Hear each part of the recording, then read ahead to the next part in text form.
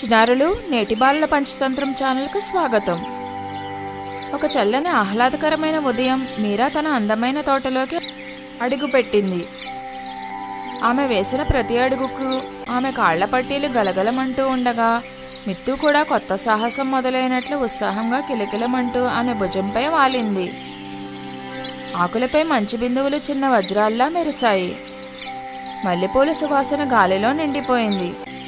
కానీ మీరాకు ఆ రోజు ఏదో భిన్నంగా అనిపించింది. మీరా మామిడి చెట్టు వైపు నడుస్తూ ఉండగా చింటూను చూసింది. మెరిసే అల్లరి కళ్ళతో ఉన్న చిన్న గోధుమ రంగు ఉడత. అది సుడిగాలిలా అటు ఇటు పరిగెడుతూ మామిడి టెంకలు, జామకాయ మొక్కలు, సూర్యకాంతి విత్తనాలు, రాలిన గులాబీ రేకులను కూడా వేళ్ల దగ్గర ఉన్న ఒక లోతైన రంధ్రంలోకి కుక్కుతోంది. మీరా ఆశ్చర్యంతో చూస్తూ ఉండిపోయింది. ఇది ఎందుకు ఇంత ఎక్కువగా పోగు చేసుకుంటోంది అని మెల్లగా అనుకుంది. మిత్తు నాటకీయంగా కళ్ళు తిప్పుతూ, ఎందుకంటే ఈ రోజు అది తోటరాజు అని అనుకుంటుంది. దానిని చూడు, ఎవరిని దేన్ని ముట్టుకోనివ్వదు. నిన్న అది గోరింక పక్షులను తరిమివేసింది. మొన్న కుందేళ్ల మీద అరిచింది. ఈ రోజు అది పూర్తిగా కొత్త పనిలో ఉంది అంది. మీరా మెల్లగా నవ్వింది. కానీ వెంటనే ముఖం చిట్లించింది. ఎందుకంటే రెండు చిన్న ఉడతలు మందార మొక్క కింద కూర్చుని ఆకలిగా విచారంగా కనిపించాయి. తన పిల్లలకు ఆహారం ఇవ్వడానికి విత్తనాలను వెతుకుతున్న ఒక తల్లి పిచ్చుకను కూడా ఆమె చూసింది. కానీ చింటూ చుట్టూ ఉన్న విత్తనాలన్నీ తీసుకుంది. మీరా హృదయం మెల్లగా కదిలింది. ఇది సరికాదు అని ఆమె గుసగుసలాడింది. తోటలో అందరికీ సరిపడా ఉంది. ఇది ఎందుకు ఇలా ప్రవర్తిస్తుంది? ఆమె ఆలోచిస్తూ కూర్చుంది. మిత్తు చింటూ చుట్టూ ఎగురుతూ రెక్కలు కొడుతూ ఫన్నీ యాక్షన్లు చేసింది. చింటూ వాటిని పట్టించుకోకుండా తన స్వార్థపూరితనిధిని పోగు చేయడంలో నిమగ్నమై ఉంది. అప్పుడే అమ్మ ఒక స్టీల్ గ్లాసులో పాలు పట్టుకుని తోటలోకి వచ్చింది. ఆమె వెంటనే మీరా ఆందోళనగా ఉన్న ముఖాన్ని గమనించి ఆమె పక్కన కూర్చుంది. ఏమైంది చిట్టి తల్లి అని మెల్లగా అడిగింది. మీరా చింటూ వైపు వేలు పెట్టి చూపిస్తూ, అమ్మా, అది అంతా తీసుకుంటోంది. తినడానికి ఇంకెవరికి ఏమీ లేదు. అది పంచుకోవడం లేదు. అందరూ బాధగా కనిపిస్తున్నారు అని చెప్పింది. అమ్మ నవ్వి మీరా జుట్టును సున్నితంగా నెమిరింది. ఆహా, ఇది నాకు చాలా పాత పంచతంత్ర కథలు గుర్తు చేస్తోంది. మీ వయసులో ఉన్నప్పుడు మీ అమ్మమ్మ నాకు చెప్పిన కథ అది. మిత్తు వెంటనే ఉత్సాహంతో సైనికుల్లా నిటారుగా నిలబడి తన రెక్కతో అమ్మకు సెల్యూట్ చేసింది. అది చూసి మీరా గట్టిగా నవ్వేసింది. అమ్మ నవ్వి కథ చెప్పడం ప్రారంభించింది. ఆమె గొంతు ఉదయపు సూర్యరశ్మిలా మృదువుగా వెచ్చగా ఉంది. చాలా కాలం క్రితం అమ్మ చెప్పడం మొదలుపెట్టింది. ఒక దట్టమైన అడవి లోపల ఒక శక్తివంతమైన ఏనుగుల గుంపు నివసించేది. అవి చాలా పెద్దవిగా శక్తివంతంగా ఉండేవి. వేసవి కాలంలో నదులు ఎండిపోయి చెరువులు ఇంకిపోయినప్పుడు అన్ని జంతువులు నీటి కోసం చాలా కష్టపడ్డాయి. ఏనుగులు కూడా ప్రతి చోట వెతికాయి. చివరకు ఒక ప్రశాంతమైన ప్రదేశంలో దాగి ఉన్న ఒక అందమైన పెద్ద సరస్సుని కనుగొన్నాయి. మీరా మరింత దగ్గరగా వంగి, ఒక రహస్య సరస్సా అని గుసగుసలాడింది. అవును, అమ్మ తల ఊపింది. కానీ ఆ సరస్సు ఖాళీగా లేదు. అది చిన్న కుందేళ్ల సమూహానికి నివాస స్థలం. ఆ మృదువైన చిన్న జీవులు సరస్సు చుట్టూ బొరియల్లో నివసించేవి. అవి చిన్న సాధు జంతువులు. మిత్తు కుందేలులాగా నటిస్తూ ముక్కుని కదిలించి రెక్కలను ఊపింది. దాంతో మీరా పగలబడి నవ్వింది. అమ్మ నవ్వి కొనసాగించింది. ప్రతిరోజు ఏనుగుల గుంపు నీరు తాగడానికి ఆ సరస్సుకు నడుచుకుంటూ వెళ్లేవి. అవి చాలా పెద్దవి కాబట్టి నడిచినప్పుడు వాటి అడుగున భూమి కూడా వణికేది. థమ్ థమ్ థమ్. మీరా నాటకీయంగా భయపడుతున్నట్లు నటించింది. మిత్తు కూడా ఆ దెబ్బకు పడిపోతున్నట్టు రెక్కలు ఆడించింది. కానీ ఏనుగులు ఒక విషయం గమనించలేదు మీరా. ఆ తొందరలో అవి కుందేళ్ల ఇళ్లను తొక్కేస్తున్నాయి.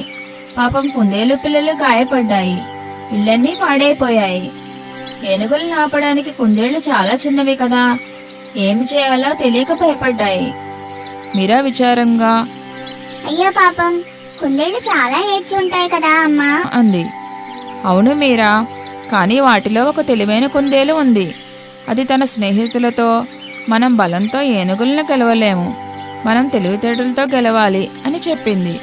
మిత్తు వెంటనే చాలా తెలివైనదిగా తన ఛాతీపై ఒక రెక్కను అడ్డంగా పెట్టుకుని గర్వంగా ఉన్నట్లు నటించింది. మీరా మళ్ళీ నవ్వింది. అమ్మ కొనసాగించింది. ఈ తెలివైన కుందేలు ఏనుగు రాజు వద్దకు వెళ్ళింది. రాజు భారీగా శక్తివంతంగా ఉన్నప్పటికీ హృదయంలో దయగలవాడు.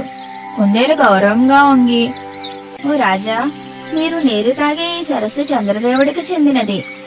మీ గుంపు ఈ పవిత్ర స్థలానికి భంగం కలిగిస్తోంది. మీ రాక వల్ల ఆయనకు కోపం వస్తోంది. మీరా వెంటనే అడ్డుకొని, ఏనుగురాజు ఖచ్చితంగా చాలా ఆశ్చర్యపోయి ఉంటాడు కదా అంది. అవును, అమ్మ నాటకీయంగా చెప్పింది. మిత్తు వింతగా కళ్ళు పెద్దవి చేసి హాస్యంగా నటించడంతో మీరా ఆ గంభీరత మధ్యలో కూడా నవ్వకుండా ఉండలేకపోయింది. అమ్మ కొనసాగించింది. రాజు కనుబొమ్మలు ముడుచుకుని నాకు ఆధారం చూపించు అన్నాడు. కాబట్టి ఆ తెలివైన కుందేలు ఏనుగురాజు వీపుపై ఎక్కి రాత్రిపూట అతని సరస్సు వద్దకు నడిపించింది. చంద్రుడు ప్రకాశవంతంగా మెరుస్తున్నాడు. ప్రతిబింబం నీటిపై వెండి నాణెంలా మెరిసింది. ఒక చిన్న గాలి వీచినప్పుడు ప్రతిబింబం కంపించింది. అమ్మ గొంతు మెల్లగా తగ్గిస్తూ చెప్పింది. ఏనుగుల రాజు చంద్రదేవుడు కోపంగా ఉన్నాడని అనుకున్నాడు. మీరా ఆశ్చర్యంతో తన నోటిపై చేయి వేసుకుంది. మిత్తు ఒక ఫన్నీ వాయిస్లో బిగ్గరగా అరిచింది. పరుగులు తీ ఏనుగురాజా, పరుగులు తీ. మీరా నవ్వు ఆపుకోలేకపోయింది. అమ్మ నవ్వుతూ కొనసాగించింది. ఆ తెలివైన కుందేలు, మీరు ఈ సరస్సును కాపాడుతామని, మమ్మల్ని ఇంకెప్పుడూ బాధించమని వాగ్దానం చేస్తే చంద్రదేవుడు మీ గుంపును క్షమిస్తాడు అని చెప్పింది. ఏనుగురాజు అంతా అర్థం చేసుకున్నాడు. కుందేలు మాటలు మాత్రమే కాదు, వాటికి వెనుక ఉన్న అర్థాన్ని కూడా. తనకు తెలియకుండానే చిన్న జీవులను బాధపెడుతున్నానని అతను గ్రహించాడు. అతను క్షమాపణ చెప్పి, మేము మళ్ళీ ఎప్పుడూ మీ ఇళ్లగుండా రాము అని మాటిచ్చాడు. ఆ రోజు నుండి ఏనుగులు సరస్సుకు వెళ్లేందుకు మరో మార్గాన్ని ఎంచుకున్నాయి. మళ్ళీ అక్కడ శాంతి నెలకొంది. మీరా సంతోషంగా ఊపిరి పీల్చుకుంది. ఆ కుందేలు నిజంగా తెలివైనది అమ్మా. అమ్మ తల ఊపింది.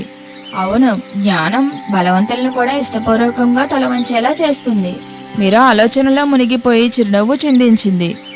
ఒక చిన్న కుందేలు తెలివితో శక్తివంతమైన ఏనుగుల మార్గాన్నే మార్చగలిగితే తాను కూడా చింటూను మందలించకుండా సహాయం చేయగలదేమో అని అనుకుంది. ఇది మీరా మనసులో బలంగా నాటుకుపోయింది. ఆ కథ మీరా హృదయంలో వెచ్చని సూర్యకాంతిలా స్థిరపడిపోయింది. ఒక చిన్న రాజులా తన నిధిని కాపాడుకుంటున్న చింటూ వైపు చూసింది. ఆమె నెమ్మదిగా చింటూ వైపు నడుస్తూ ఇలా గుసగుసలాడింది. చింటూ, ఆ ఏనుగురాజు కూడా తాను ఇతరులను నొప్పిస్తున్నానని అర్థం చేసుకున్నప్పుడు మారిపోయాడు. నువ్వు ఏనుగు కంటే చాలా చిన్నవాడివి కావచ్చు, కానీ అంతే తెలివైన వాడివి అవ్వగలవు. చింటూ కనురెప్పలు వేస్తూ చూసింది. మరిన్ని గింజలను తన బొగ్గలో కుక్కుకుంటూ వణికిపోయే గొంతుతో ఇలా ఉంది. లేదు, ఇదంతా నాకు అవసరం. రేపు ఆహారం లేకపోతే పరిస్థితి ఏంటి? అందరూ నా ఆహారాన్ని తీసేసుకుంటే ఏంటి? నేను ఎవరినీ నమ్మను. మీరాకు అప్పుడు అర్థమైంది, అది దురాశ కాదు, భయం అని. ఆమె అతని పక్కన మోకాళ్లపై కూర్చుని మృదువుగా ఇలా అంది. చింటూ, చుట్టూ చూడు. ప్రతిరోజు తోట మనకు కొత్తగా ఏదో ఒకటి ఇస్తుంది. చెట్లు మళ్ళీ మళ్ళీ పండ్లని ఇస్తాయి. పువ్వులు మళ్ళీ మళ్ళీ పూస్తాయి. నీ దగ్గర ఉన్నదంతా ఎవరూ లాక్కోవాలని అనుకోవడం లేదు.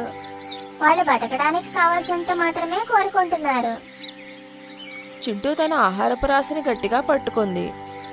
దాంతో మీరా దానిని తన సూర్యకాంతి పువ్వుల దగ్గరకు తీసుకువెళ్ళింది. ఎత్తైన సూర్యకాంతి పువ్వులు బంగారంలా మెరుస్తున్నాయి. ఆమె తన అరచేతిలో కొన్ని గింజలను ఉంచి ఇలా అంది.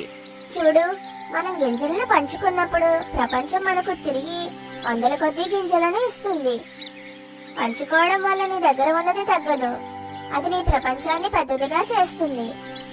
చింటూ అయోమయంగా చూసింది, కానీ మీరా ఓపికగా నవ్వింది. అప్పుడే హఠాత్తుగా కావ్ కావ్ కావ్ ఒక కాకుల గుంపు ఒక్కసారిగా వచ్చి క్షణాల్లో చింటూ పోగు చేసిన ఆహారాన్నంతా చిందరవందర చేశాయి. తోట అంతా నేలపాలవ్వడం చూసి చింటూ నీరసించిపోయింది. మీరా ఆ కాకులను తరిమివేసి మెల్లగా చింటూ దగ్గరకు తిరిగి వచ్చింది. చూడు చింటూ, నువ్వు అంతా నీకోసమే ఉంచుకోవాలని చూసినప్పుడు సమస్యలే నిన్ను వెతుక్కుంటూ వస్తాయి. కానీ నువ్వు పంచుకున్నప్పుడు అందరూ నిన్ను కాపాడుతారు. చింటూ భుజాలు వాలిపోయాయి. నాకు నాకు స్నేహితులు ఎవరూ లేరు అని అది విచారంగా పలికింది. మీరా మనసు కరిగిపోయింది. ఇప్పుడు నీకు ఉన్నారు అని మీరా చింటూ చిన్న తల నిమిరి అంది. మిత్తు గర్వంగా ఛాతీ పెంచి ఇలా అంది. నీకు నేను ఉన్నాను, నీ బెస్ట్ ఫ్రెండ్ మరియు పర్సనల్ బాడీ గార్డ్. మీరా నవ్వింది. చివరగా చింటూ ఒక చిన్న చిరునవ్వు నవ్వింది. వణుకుతున్న పాదాలతో అది ఒక మామిడి గింజను తీసుకుని పిచ్చుక పిల్లల దగ్గర ఉంచింది. వాటి తల్లి కృతజ్ఞతతో కిచకిచలాడింది. చింటూ హృదయంలో ఏదో వెచ్చని అనుభూతి కలిగింది. అది మరిన్ని గింజలను సేకరించి కుందేళ్లకు, పక్షులకు, ఉడత పిల్లలకు ఒక్కొక్కటిగా పంచడం మొదలుపెట్టింది. తోట అంతా ఆనందంతో వెలిగిపోయింది. జంతువులు చింటూ చుట్టూ సంతోషంగా శబ్దాలు చేశాయి. చింటూకి అకస్మాత్తుగా మనసు తేలికగా, ముందెన్నడూ లేనంత సంతోషంగా అనిపించింది. సాయంత్రం కల్లా అది స్వార్థపరుడైన ఉడతగా కాకుండా తోటలో అందరూ ప్రేమించే చిన్న జీవిగా మారిపోయింది. బంగారు వర్ణపు సూర్యాస్తమయం తోట అంతా మృదువైన కాంతిని పరుస్తున్నప్పుడు మీరా జంతువులన్నిటినీ చేరదీసి తాను స్వయంగా అల్లిన ఒక చిన్న పాటను నేర్పింది. మిత్తు ఫన్నీగా బ్యాక్గ్రౌండ్ శబ్దాలు చేస్తూ అందరినీ నవ్విస్తుంటే మీరా స్వరం తీయగా ఇలా సాగింది.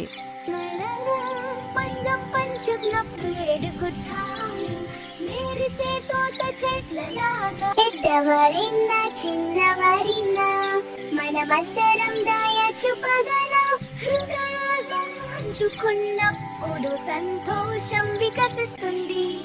మనం పంచుకున్నప్పుడు ఎడుగుతాము. మెరిసే తోట చెట్లలాగా పెద్దవారిన్నా చిన్నవారిన్నా మనమందరం దాయచుపగలము. తోట అంతా ఆ పాటను అనుకరించింది. చింటూ కూడా తన చిన్న గొంతుతో పాడడం చూసి అమ్మ దూరం నుండి నవ్వింది. ఆ చల్లని గాలి ఆ పాటను తోటంతా మోసుకువెళ్తుంటే మీరా మెల్లగా ఇలా ఉంది. పంచుకోవడం ప్రపంచాన్ని ప్రకాశవంతం చేస్తుంది. ఈ కథ మీకు నచ్చినట్లయితే మరిన్ని పంచతంత్ర నీతి కథల కోసం మా ఛానల్ని సబ్స్క్రైబ్ చేసుకోండి.